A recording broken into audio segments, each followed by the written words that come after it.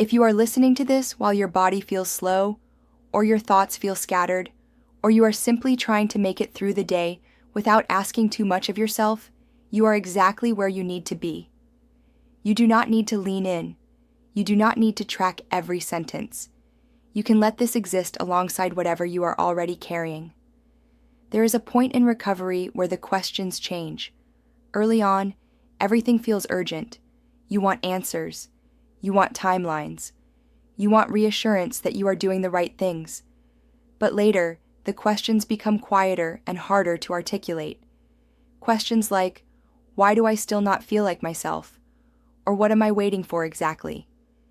If you are in that space, where nothing is actively wrong but nothing feels fully right either, this reflection is for you. Early on, I want to share something clearly and calmly. What you are seeing is an AI-based version of me. That choice is intentional.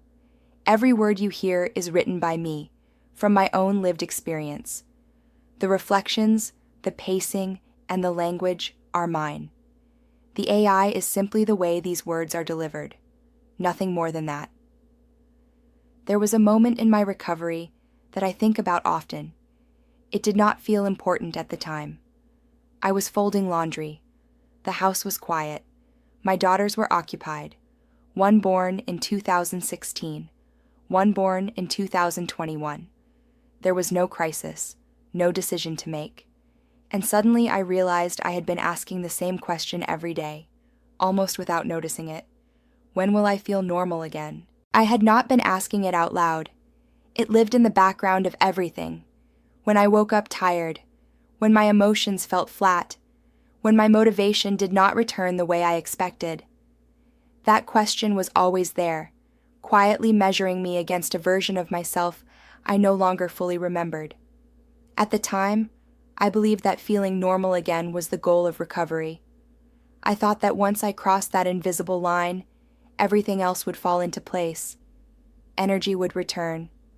Confidence would return. Life would feel familiar again.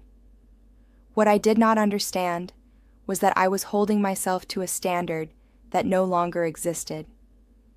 The version of me I was trying to return to had never lived through what I had lived through. My body had changed. My nervous system had changed. My awareness had changed. And asking to feel normal again was asking my system to pretend nothing had happened. Over time, I began to notice that the days I felt most frustrated were the days I asked that question the most. Why am I not there yet? Why does this still feel hard? Why am I not moving forward faster? Those questions carried pressure, even when I tried to keep them gentle. What shifted for me was not an answer, but a realization. My body was not trying to go back.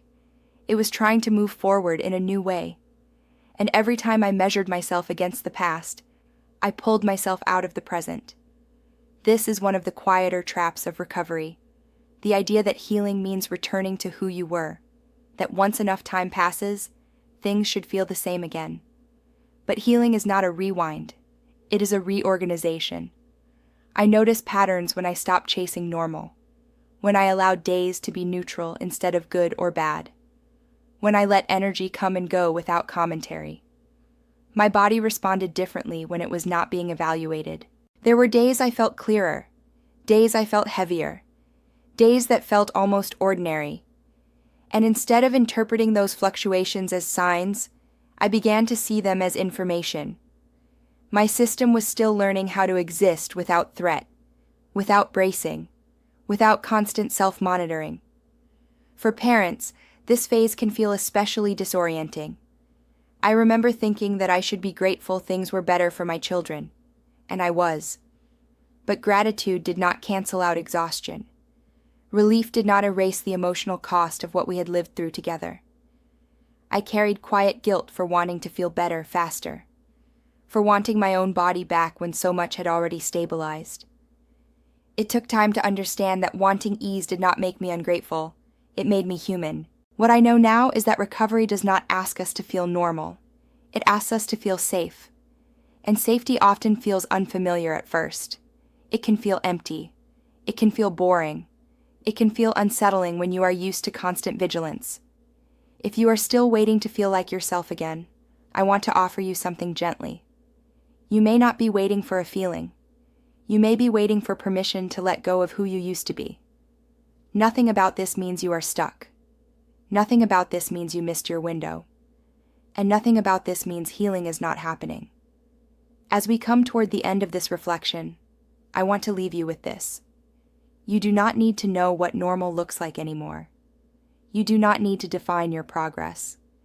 And you do not need to rush toward a version of yourself that belonged to a different chapter. Healing unfolds quietly when pressure is removed, when comparison softens, when the body is allowed to take its time, learning that it is no longer under threat. If you want to read more reflections like this, written slowly and from lived experience, I share them at indoorairinsights.com. It is simply a place where I put language to the parts of recovery that are rarely talked about. For now, you can let go of the question. You do not need an answer today. You are allowed to be exactly where you are without measuring yourself against anything else.